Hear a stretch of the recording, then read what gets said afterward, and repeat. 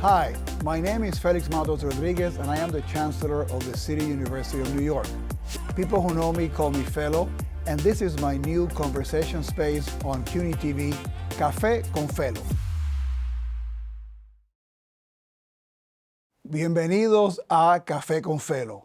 My guest today is a New York City powerhouse, oftentimes named among the top, most powerful women of New York. Kathy Wyle, the president and CEO of the Partnership for New York City. The organization is a nonprofit that acts as a collaboration bridge between businesses and government to build a more inclusive and vibrant New York City. The partnership has a long history of civic engagement dating back to the 70s, when American banker and philanthropist David Rockefeller founded the organization to lift the city out of the urban crisis facing then.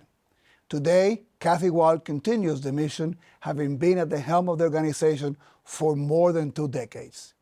Throughout her career, Kathy has been credited with spearheading affordable housing initiatives and economic programs that lifted struggling neighborhoods across the 5 boroughs. She's been a strong advocate of private investment in public education and infrastructure innovation. Under her leadership, the Partnership for New York City has developed a vast network of city leaders and investors that include the titans of New York's business elite. Kathy Wyle is said to know more New Yorkers than anyone else alive and able to get almost any business leader or city official on the phone. I am certainly glad she answered my call. We are delighted to have her in the studio with us today. Welcome, Kathy. And the first and most important question here is always, how do you take your coffee and how many cups a day you take? I drink tea. You drink tea? It's okay. We love our tea drinkers too. And I want to begin by some things that people might not know about you. They know about your work with the partnership as a community organizer. You work in grassroots. Can you tell us a little bit about that the early Kathy Wyle story here in New York? I came to New York the summer of '66. I was in college still, and I had a summer job at Lutheran Social Services in Brooklyn. I fell in love with the city. I told my father, I sent him a note and I said, I met all these people. I met Italians, I met Puerto Ricans, because I came from Madison, Wisconsin, where I call it the homogenized state, where everybody was the same. We didn't have an ethnic identity. So I found it fascinating from day one. My father said, Kathy, you grew up with Italians, et cetera, but you didn't know what they were because no one identified that way. So I've always loved New York. I love the diversity. I love the food. I love the energy. I love the ambition. I love that it's tough, but kind, all of that. And you've always been very neighborhood focused. I mean, some of the early work had to do with work in Brooklyn and sort of bringing back a community. Can you talk a little bit about that work that you did in Brooklyn earlier? I graduated from college in '68 and came back then. And that was a crisis moment in Brooklyn. I got a job, my first job after college, at Lutheran Medical Center. Today it's NYU Brooklyn. But at Lutheran Medical Center at that time was serving a community that was rapidly changing to Puerto Rican primarily at that moment. The industrial waterfront that had provided most of the jobs and driven the economy of New York City in the post-war era was everybody was moving out. We lost Bethlehem Steel, American Machine and Foundry, Revere Sugar. They were all moving out. The neighborhood, Sunset Park, was designated a federal poverty area, and we were basically, the hospital was the only institution left and that could both provide jobs and work with the local community. And I was hired to do community relations there. And so I got to know New York City from the ground up. I had that job for 11 years. We organized a major housing development program. It was part of the community development movement of the city, which built really a community capacity to sit at the table and negotiate what our neighborhood was going to look like, participate in the planning, participate in the development activity. And I brought that experience when I went to work for the partnership in 1980, 81 to do the housing. I want to touch on that because I think people assume that you came to the partnership and you were always the president, the CEO. And I remind people that you have a history working with sort of the backbone of the partnership because before you went to lead that. Can you talk a little bit about that work in housing and that work in the fund that the partnership has to promote businesses? Because people don't always know about some of that work. Right. So David Rockefeller had started the partnership after the urban crisis of the 70s when the city had no money. And he was then chairman of Chase Bank, Chase Manhattan Bank. And he felt that the most important thing was to try and rebuild the neighborhoods of the city and bring back the middle class, because we lost almost 1 million people during the 1970s who left the city. We lost as many jobs. We were in very bad shape. And so David set up the partnership to give business a way to help rebuild the city. And I went there to do housing. His daughter, Peggy Delaney, led the education effort, which was getting corporations to partner with schools. We had a crime safety, public safety initiative. We started Crime Stoppers, which is the number 577 tips that still exists today with the Police Foundation now. But that was a way for the community to begin to partner with the police on bringing back safety to the neighborhoods. And it was a very positive, we created a positive relationship. At the time, in the 60s, the relationships between the communities and the police were pretty bad. And that was one step toward improving those relationships. And so we had those key programs, and under the housing program, we ended up building over 40,000 units of new and rehabilitated housing in basically every neighborhood of the 5 boroughs. Most of our new construction was home ownership housing, so families could move out of a rental apartment, out of NYCHA units, with a very modest down payment, buy a home. Most of our homes were 2 and 3 families, so they had rental income to support the mortgage. That was how we basically started, and I did that until 1995, ran that program, so for about 15 years. Interesting that some of the topics and some of the themes that were important back then, you were talking about housing, you were talking about gentrification, you were talking about safety issues, they seem to come in cycles in the history of the city. Now we are here in 2023, you lead the partnership, and some of those themes continue to be important to the business community, but also to all New Yorkers in the city.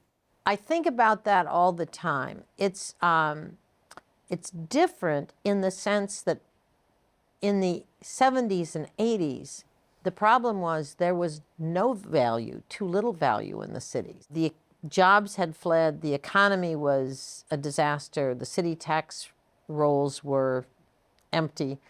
So it was different in that way than it is today. Today, our problem is we're too expensive. Mm-hmm.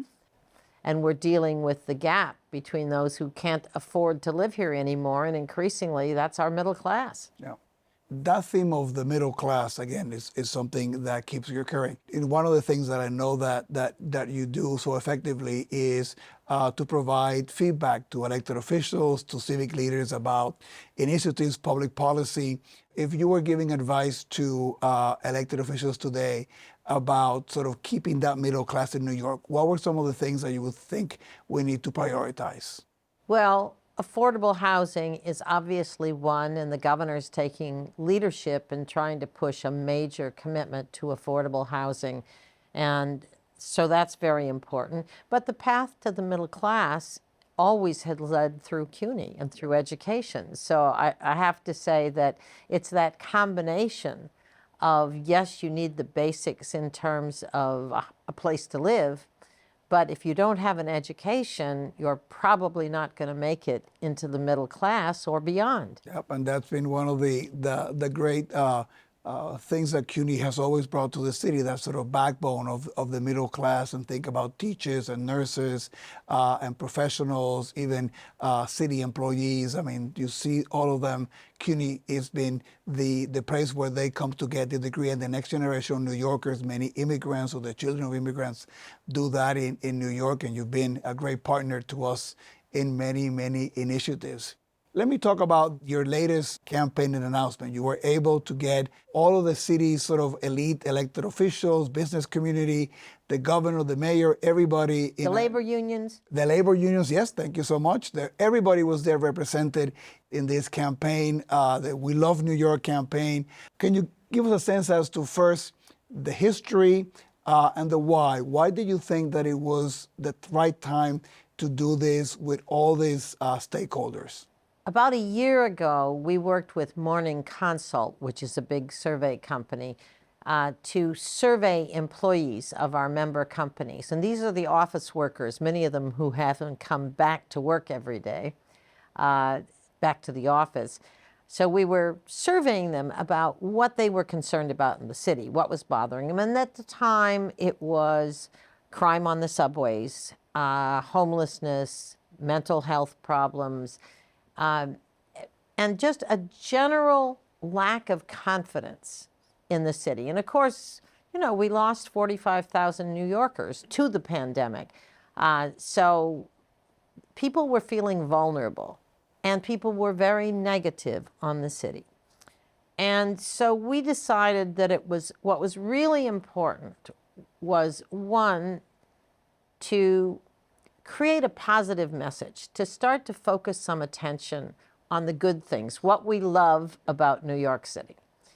And number two, to really celebrate New Yorkers who their participation in making the city great is so important.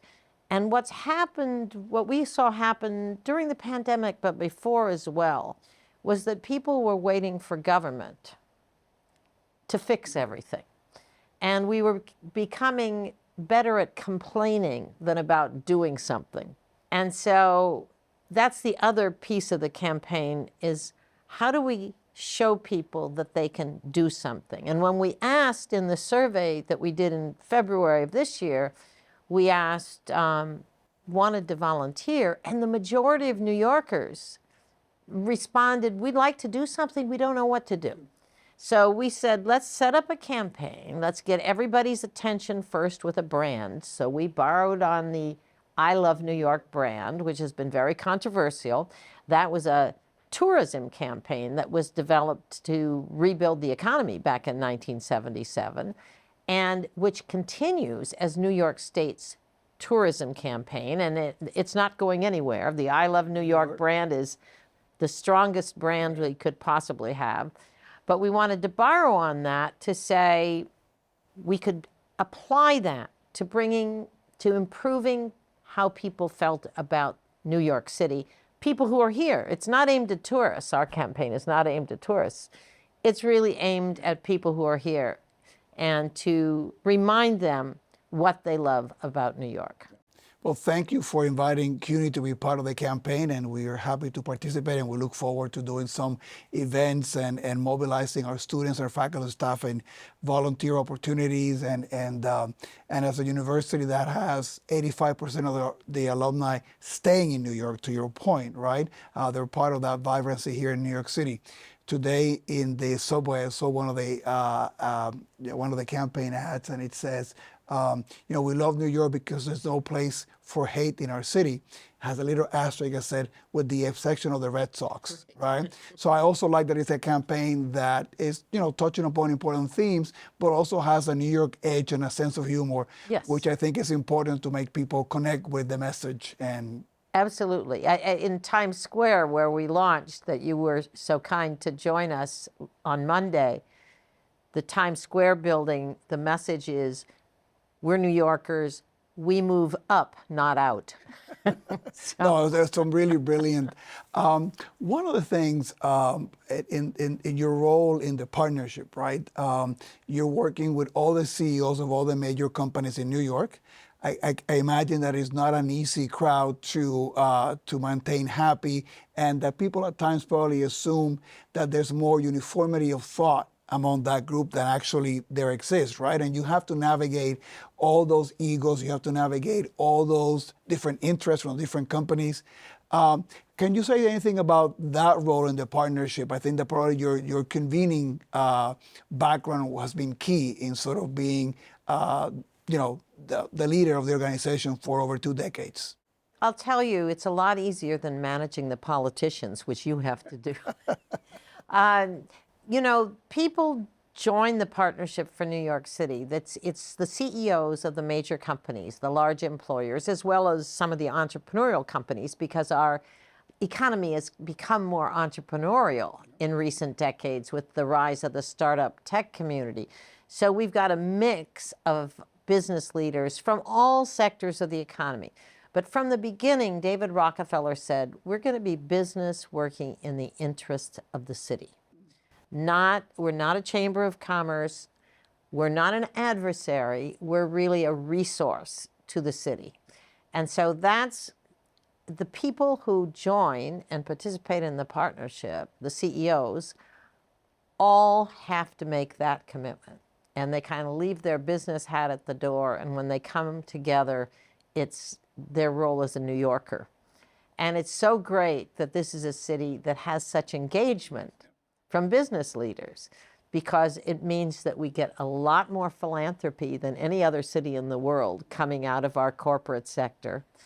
We get a lot more civic involvement and engagement. They really want to be part of the solution. And that's a terrific thing. It's not business trying to stay away from the city. It's really jumping in and now getting their employees to volunteer on various projects. And it's they're part of what we're reflecting in the We Love New York City campaign. We want to show how much the business community wants to participate in making this the greatest city in the world, in keeping this the greatest city in the world. So 2 decades of leadership in the partnership. I'm sure there's many things that you're very proud of during that time, things that might have a particular sort of Kathy Wilde signature. Any one that either you are extra proud of that you want to share, or one that you think that maybe has not gotten the recognition that it should, but you're also very proud of that you would like to share with the audience? Well, I went there because I saw that David Rockefeller was committed to building affordable housing. And this was a time when the city had no money to do that. And David was bringing the banks together. City gave its land for new construction of housing, but the banks really had to finance it because the city couldn't afford to. So I went there for housing, and I always say that was the most gratifying experience, is being able to go out to every neighborhood from the North Shore of Staten Island to the South Bronx to southeastern Queens to Brooklyn and Harlem, and see the results in terms of that people were getting a piece of New York. Homebuyers were getting a piece of New York that was going to be able to finance their education, to finance a small business. I mean, once they had a home, because that's the way to wealth. The anchor. And New York State and New York City have the lowest percentage of home ownership of any state in the country. And so working on that project and seeing the results and what it meant to so many thousands of families, that was a real thing. And I work on public policy issues and all that, but you can't kick the tires in quite the same way. It doesn't make quite the same difference in individual families' lives. So that was very gratifying. And then today, last year, we organized a project that 60 of our big corporations are participating in funding, where we're working in partnership with a very large homeless services and housing group called Breaking Ground, nonprofit. And we've got, and we're funding a homeless outreach program, which is helping to bring people into treatment who are on the streets, who have been left by the pandemic in very bad condition. And so it's kind of a continuation of the earlier effort. It's not building housing, but it's, again, doing real stuff. I like doing that. Well, this is very, very special, and thank you, because I didn't know about that initiative myself, right? And I try to stay on top of the great work that the partnership does all the time, and you've been a great also partner in helping us think about how CUNY can connect with industry and sort of have the most relevant curriculum and have our students be ready for the kinds of jobs that New York City has opened, that we want to make that match, that people think at times it's easy, right, to fill the gaps, and it's not always the case. And we'll continue to work in that direction with your support and your guidance moving forward. So thank you, Kathy, for sharing your wisdom with us in this space of Café con Felo. We're going to take a short break, and when we come back, we'll be taking questions from our CUNY community. We love that Don't Walk is just a suggestion. We love a dollar sleigh. We love that a cyclone at Coney Island has nothing to do with the weather. We love using our driver's license for everything but driving. We love that if you can make it here, you can make it anywhere. We love NYC. Welcome back, bienvenidos. You're watching Café con Felo, and today my guest is Kathy Weil, President and CEO of the Partnership for New York City. Now, it's my favorite time of the show, is the time for questions from our students. And the first question comes from Nayila. Hi, I'm Nayela Amaru, and I'm a PhD student in political science here at CUNY. My question is, given the partnership's role as a high-impact coalition and its commitment to mobilizing private sector resources to advance economic opportunity in New York, what are the key features that determine the success or the failure of the partnership's advocacy? Great question. Well, obviously, success is determined by setting a goal and meeting it. So we judge our success by the extent to which we're able to lay out an agenda, whether it's a public policy in the city or the state or sometimes the federal government. Then whether we'll be able to get the business community, get behind that, and to really focus on everybody pushing that agenda. And then if it gets done, whether it's in the legislature or in the executive, those are kind of the ways we all measure success, I guess. And I'm not sure if you wanted me to do examples or not, but we've had some successes over the years. Many years ago, we were asked to put together a affordable housing program for the state. Really two programs, one a low-income housing trust fund, and two an affordable home ownership program that got the state into the affordable housing business. And we were successful in doing that. And those programs are still around. They've grown, and they've been important ways of the state contributing to the inventory of affordable housing. Now we're looking at the challenge of getting people to agree on, okay, how do we once again tackle this affordable housing program? And it's gotten a lot more complicated. So we shall see how we're supporting the governor's program that she's rolled out, where she wants to get, over the next 10 years, 800,000 new units of housing. We're supporting that effort, and we're hoping to be successful. Thank you. So we have another question now from Joshua. Hi, I'm Joshua Katz. I'm a graduate student in the Urban Planning Policy program at Hunter College, and I'd like to ask you a question that touches on a couple of different sectors of urban life. COVID-inspired work-from-home policies have permanently changed our central business districts. They've raised office vacancy rates, damaged retail businesses, and severely reduced property tax revenue for the city. At the same time, the city's facing a housing crisis of unsupportable rents and an inadequate amount of housing.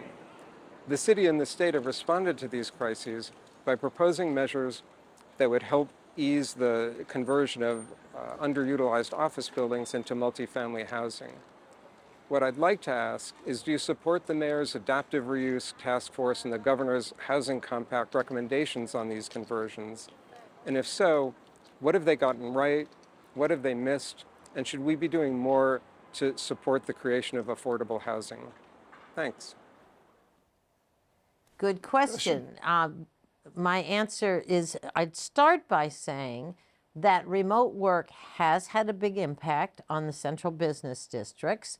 We've now got probably 56% of people back in the office on the average workday, and that's from 0 during the pandemic. So that's been a process of bringing people back. But at the same time, we do have still in Manhattan a 20% vacancy rate, particularly in our older buildings. And there is an opportunity for conversion. And for those of us that were around after 9/11 in the beginning of this century, we saw that Lower Manhattan, which had been basically all offices, went through a dramatic change. And now a third of the people that work in Lower Manhattan walk to work. So we've seen how it works to create a community that's a mixture of residential as well as office. And I personally think that the business districts will be a lot safer and will benefit by having residential conversion. I support the plans that have come out, both the city plans and the city-state initiatives. I was on the New New York panel that participated. Both the governor and the mayor had representatives. All of us support conversion. There are recommendations now for zoning changes and tax incentive changes that will support that effort to include affordable housing, not just to be high-end condos, but to really make the housing accessible to people. So I very much support those efforts. You asked what's wrong? So the what's wrong, I'm gonna have to invite you to another Café con Felo because we have used all the time. So, but thank you Well, you for saved me. get a chance to be back and talk about that. So thank you so much, Kathy Wall, for being here with us. It's been a pleasure sitting down with you and talking about what makes New York so special. You're one of New York City's superheroes, and thank you for your support and your advocacy. And to you in the audience, thank you for watching, and please tune in for Café con Felo on weekends. That's Friday, Saturday, and Sunday at 8 p.m. on CUNY TV. Saludos.